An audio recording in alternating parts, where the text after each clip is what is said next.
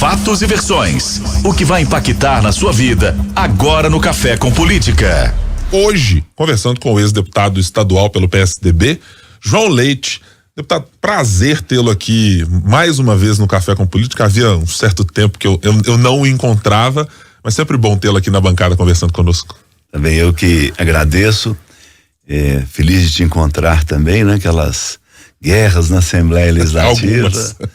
E agora peço a vocês, eu sou o João, e caminhando aí por Belo Horizonte, faço as coisas que eu gosto, ir ao mercado central, e as pessoas me chamam assim na rua, ei João, e essa é a minha nova vida nesse momento, né? É um prazer estar com vocês aqui.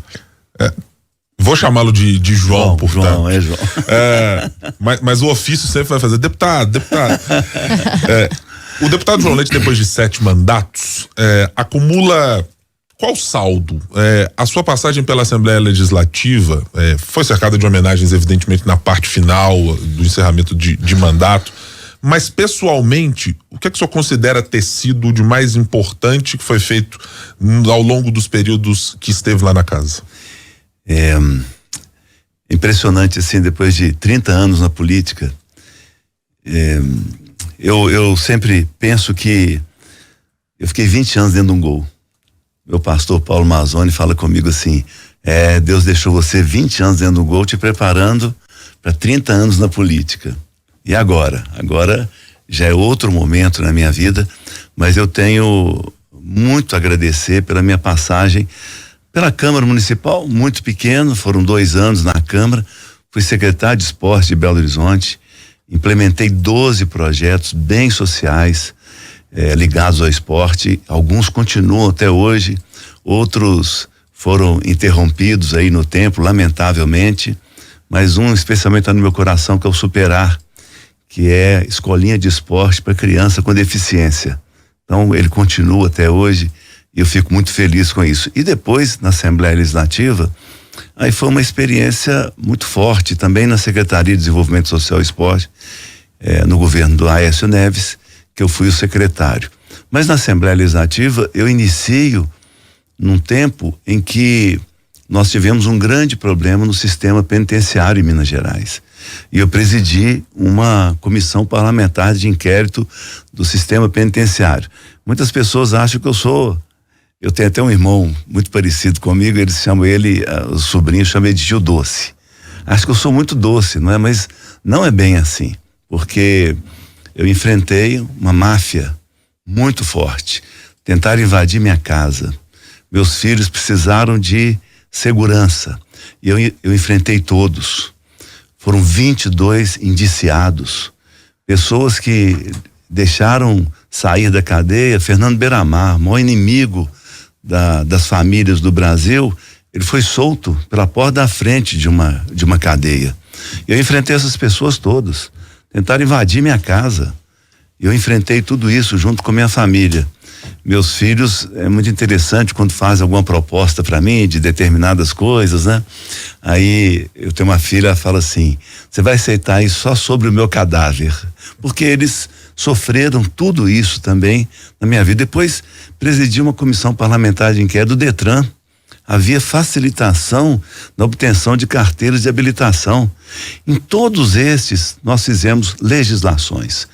Na CPI do sistema penitenciário, nós demos prazo para o governo do estado tirar toda a polícia civil da guarda de presos e termos um sistema penitenciário com policiais penais. Depois, na questão do Detran, naquela altura, eu propus uma emenda constitucional tirando o Detran da Polícia Civil e fazendo com que a Polícia Civil, ela trabalhasse naquilo que ela é formada, investigação, segurança para a população. E propus uma legislação também que passava o Detran para a Secretaria de Planejamento e Administração do Estado naquela altura. Então a minha passagem pela Assembleia produziu mais de 500 legislações no Estado de Minas Gerais. Depois veio o momento na minha vida e eu permaneci muito tempo e até o final agora na Comissão de Segurança Pública também, não presidindo, mas atuando na Comissão de Segurança Pública, e depois veio o momento da antecipação da renovação das concessões ferroviárias. E eu presidi por mais ou menos 7 anos, a Comissão de Ferrovias da Assembleia Legislativa. Criamos um marco legal ferroviário de Minas Gerais. Numa reforma administrativa, criamos a Superintendência Ferroviária do Estado de Minas Gerais. Imagine, o Estado do trem não tinha uma estrutura no Poder Executivo para tratar da ferrovia. Foi justamente no momento em que nós tínhamos essa antecipação das concessões ferroviárias, da Vale, da VLI, que passa aqui por Contagem, sim, Betim, e também da MRS, que vai para a da VLI, ainda não está concluída. E é algo importante, né? Eu fico preocupado porque a Assembleia até esse momento não instalou novamente a Comissão de Ferrovias. E nós vamos ter a renovação da maior malha de Minas Gerais, que é da VLI. E eles já colocaram que deverão devolver 700 quilômetros de ferrovia.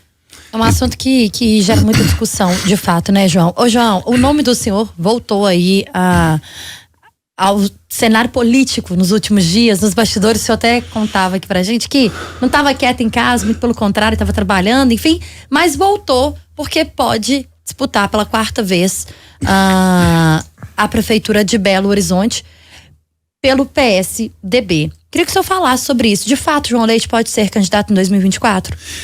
Olha, Thalita, nenhum Belo Horizontino tem o direito de negar nada para Belo Horizonte. Recebi um convite recentemente e só por conta deste momento eu declinei do convite, justamente porque inicia um desafio muito grande das questões de Belo Horizonte, né? Eu vim da minha casa até aqui e acompanhando.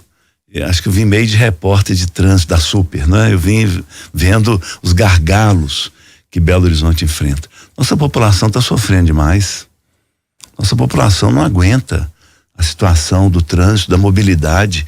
Não é só de Belo Horizonte, não, porque Belo Horizonte hoje, ela faz parte de uma grande região metropolitana e ela tem que ser pensada o tempo todo junto com as outras cidades. Então, nenhum Belo Horizontino tem o direito de falar não. Eu vim passando onde eu nasci, aqui na Vila Oeste, muito próximo daqui, e vendo o outro lado, o trânsito todo parado, o anel rodoviário todo parado. Então, há um desafio grande para ser trabalhado em Belo Horizonte, efetivado em Belo Horizonte, e eu fiquei muito honrado, especialmente de ter sido chamado pela base do partido. A base do partido pediu para ir lá em casa. Claro, na minha casa vocês vêm, ora. E foram lá em casa fazer essa proposta. Então, eu respeito muito isso. E é claro que depende de muitas coisas ainda, de discussões, mas eu quero em todo momento estar contribuindo com essa cidade que eu amo tanto. Aqui nasceram meus filhos, apesar de eu ter jogado futebol fora do Brasil, mas meus filhos todos nasceram em Belo Horizonte, minha esposa é de Belo Horizonte, minhas netas, só uma que nasceu no Canadá, as outras 3 aqui em Belo Horizonte. Então nenhum Belo Horizontino, Thalita, tem o direito de negar nada para essa cidade tão maravilhosa. Numa conversa que teve comigo e com Thalita, deputado, na semana passada, o deputado Paulo Abiac, eu falava, o nome do deputado João Leite é uma opção, mas nós não descartamos também conversas com outras pessoas. Mencionou nominalmente o presidente da Câmara, Gabriel Azevedo, ao dizer que, olha, construções podem acontecer. Da perspectiva do João Leite, é uma ideia de candidatura em que o João Leite quer ser o cabeça de chapa, ele abre a possibilidade de que possa ter algum desses outros nomes colocados pelo partido para formar uma chapa? Que tipo de discussão o senhor está pensando? Olha, Belo Horizonte precisa de uma mudança radical. Os últimos dirigentes, e a gente não pode nem colocar a culpa só nos ex-prefeitos de Belo Horizonte, mas a estrutura da cidade, em todos os sentidos, ela está decadente. Belo Horizonte é decadente. Não dá para impor à população de Belo Horizonte a falta de mobilidade que nós temos hoje. Nós estamos preocupados com os carros e tal, mas eu fico imaginando, quando eu era criança, você não tinha nascido, nem Thalita, eu era criança, nem tanto. Eu pegava um trem aqui na estação da Vila Oeste e ia a Betim. Eu pegava um trem na estação central de Belo Horizonte e podia ir até Divinópolis. Com um detalhe, Thalita, o trem era elétrico. Trem elétrico. Nós tínhamos, isso chamava subúrbio. O subúrbio era elétrico. E você tinha, estava muito cheio, muitas vezes estava cheio. Mas eu fui de trem até Brumadinho. O que nós temos hoje?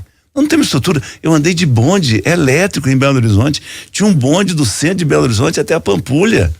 Sabe quantos quilômetros nós temos de linha de bonde enterrado debaixo do asfalto de Belo Horizonte? 78 quilômetros. Então, não dá mais para fazer entendimento com aqueles que governaram Belo Horizonte e deixaram que a cidade ficasse dessa maneira. É possível Belo Horizonte, que tem um IPTU alto, permitir que a gente tenha hoje aproximadamente 14 mil pessoas morando nas ruas? Quando eu era presidente da Comissão de Segurança Pública da Assembleia Legislativa, eu trouxe na Assembleia o chefe da polícia de Nova York. Eu estava muito impactado pelo que estava acontecendo em Nova York. Eu imaginava que era uma tolerância zero. Nada disso. O que aconteceu? Um policial de Nova York, ele fazendo a ronda dele, viu que uma janela estava quebrada de uma casa. Colocou no relatório. Na outra semana ele veio, o portão estava arrombado, a porta, e tinha gente morando naquela casa.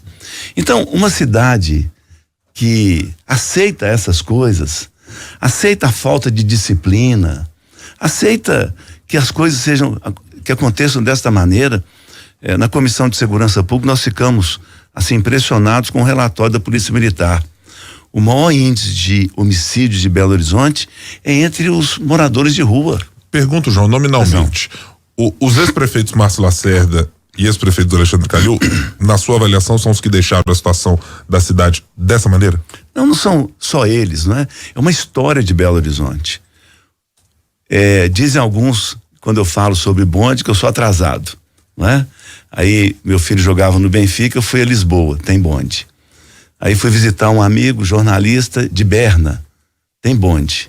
Eu fui a Londres, tem bonde. Não é? Bonde elétrico nas cidades. Eu ia para a escola de trólebus em Belo Horizonte. Ninguém talvez imagine o que é um trólebus. O trólebus é elétrico, não é? Eu tenho conversado hoje, o presidente da CEMIG, doutor Alexandre, os assessores, nós estamos conversando sobre a CEMIG trabalhar com trem elétrico, a volta do trem elétrico. Então não vou dizer que são os 2 ou os 3 últimos prefeitos de Belo Horizonte, mas é uma cultura que se enraizou em Belo Horizonte, na classe política, porque também eu, parlamentarista que sou, tem culpas também a Câmara Municipal, o plano diretor de Belo Horizonte. Eu queria entender como é que pode ter quase 14 mil pessoas morando nas ruas de Belo Horizonte. Se eu tenho que pagar o meu IPTU, se eu tenho que colocar o lixo, se eu tenho que fazer... eu tenho que cuidar daquilo que é plástico para colocar em determinado lugar, e podem morar nas ruas 14 mil pessoas. Eu converso com um amigo meu que é um especialista nisso. Eu falo com ele, por que as pessoas estão morando nas ruas? Porque não querem morar na casa delas, porque na casa tem disciplina. Na casa não pode beber, na casa não pode usar droga, na casa tem horário para dormir, tem horário para chegar, e nas ruas de Belo Horizonte, quase 14 mil pessoas podem fazer o que quer nas ruas de Belo Horizonte. Belo Horizonte precisa de uma gestão firme mesmo. Por falar em gestão firme, por que a população deveria acreditar que o PSDB é o partido que pode dar essa decisão firme? E eu estou considerando o cenário de há muitos anos o partido não comandar a cidade de Belo Horizonte. Bom, o PSDB primeiro tem uma coisa da raiz dele que é fundamental, que eu considero. É um partido parlamentarista, que defende o parlamento, que defende a participação das pessoas, discussão com a população permanente.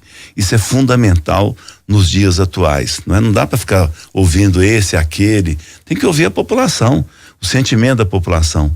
Eu tenho esse prazer de ir no mercado, as pessoas me pararem e conversarem sobre isso.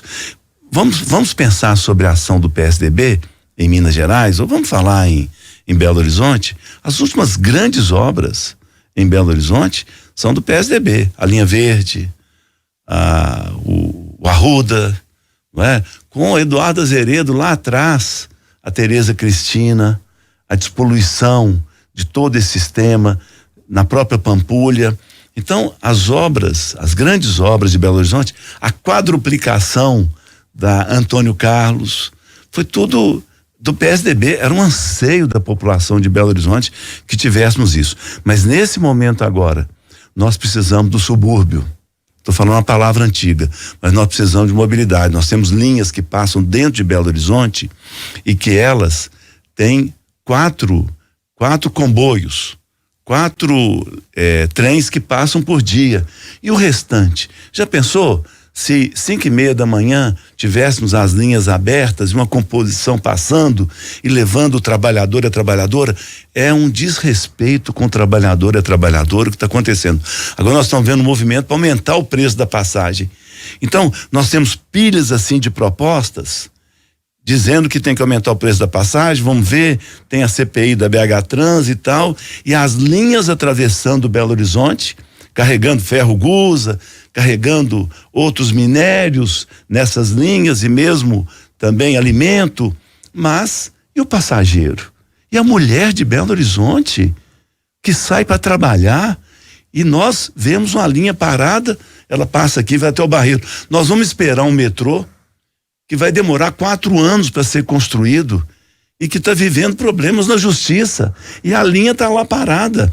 A linha, por exemplo, hoje nós temos um problema no vetor sul de Belo Horizonte, no BH Shopping, terrível. Ninguém passa ali. E qual que é a solução que Nova Lima quer dar? Uma avenida onde estão as linhas que vão até o Inhotim, que vão até o Barreiro, as linhas ali passando pelo Belvedere, e hoje é um parque que as pessoas usam, que as noivas vão lá tirar foto, que vão anunciar o sexo do bebê lá, as pessoas andam de bicicleta neste lugar. E qual que é a ideia das pessoas? Dos dirigentes, de fazer uma avenida. Só que a jusante da linha de trem, a jusante tá o Manancial do Cercadinho, Thalita, os últimos 2% de água que tem dentro do município de Belo Horizonte, 2%. E o que aquela água serve para quê? Para o Hospital Biocor, para o Hospital Vila da Serra, para outro hospital, Rede Dor, que vai para lá agora, e eles querem fazer uma avenida com caminhão passando de minério, efluente de diesel caindo no Manancial do Cercadinho. Então, olha o pensamento dessa elite de Belo Horizonte. Para que avenida? Para fazer mais arranha-céu, esconder o cartão postal de Belo Horizonte, que é a Serra do Curral. João, a verdade é que os assuntos por Belo Horizonte ou para Belo Horizonte, eles poderiam gerar aqui horas e horas de bate-papo, né? De fato, o desafio é grande para quem for candidatar ou para quem for assumir, principalmente para quem for assumir. Nós estamos conversando com João Leite, ex-deputado estadual do PSDB. No Café com Política. Hora do bate pronto. Pra gente finalizar a nossa entrevista aqui, João, são perguntas objetivas com respostas objetivas. Um ping-pong. Pra gente começar, por que João Leite quer ser candidato novamente? Para recuperar Belo Horizonte. O PSDB tem futuro? Qual futuro? Futuro é o parlamentarismo, essa grande proposta que o mundo avançado hoje é parlamentarista. Principal rival, e aí entre aspas, hoje na disputa pela prefeitura: Nicolas Ferreira, Fuad Doman, Calil ou Duda Salabert? O grande desafio hoje de Belo Horizonte é transformar a cidade, tirar 14 mil pessoas que vivem nas ruas de Belo Horizonte. João Leite não arreda pé de ser candidato em 2024 pelo PSDB? Essa candidatura não depende. Eu estou dizendo que o chamado da minha cidade é para ser aceito. Nós conversamos com o ex-deputado estadual pelo PSDB por 7 mandatos, João Leite, que certamente voltará aqui a essa bancada para a gente conversar muito mais sobre Belo Horizonte e, quiçá, sobre a candidatura de João Leite em 2024. Deputado, mais uma vez, muito obrigado por estar aqui conosco no Café com Política. Eu que agradeço. Muito obrigado. Ótimo dia para o senhor.